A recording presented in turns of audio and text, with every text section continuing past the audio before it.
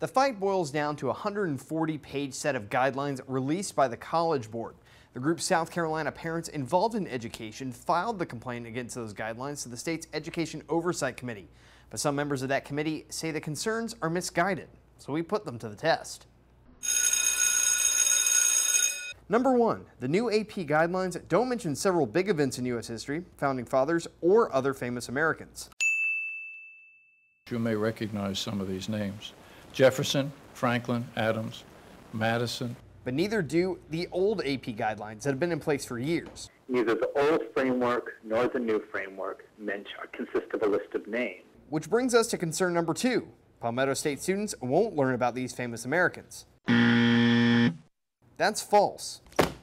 I consulted 3 current AP US study guides and 1 history textbook.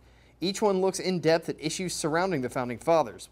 And AP classes, which are optional history classes, still have to cover the standards set by the state.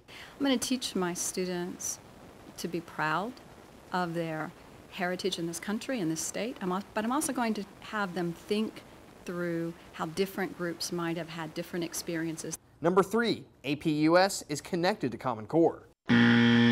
David Coleman, who was an architect of Common Core, is now president of College Board. However, this new framework was begun in 2006, finished in 2012, before he ever came on board.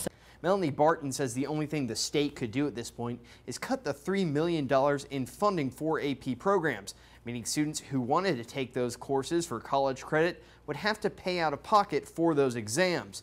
The EOC could recommend that to the legislature if it got to that point. In Columbia, Will Whitson, WIS News 10.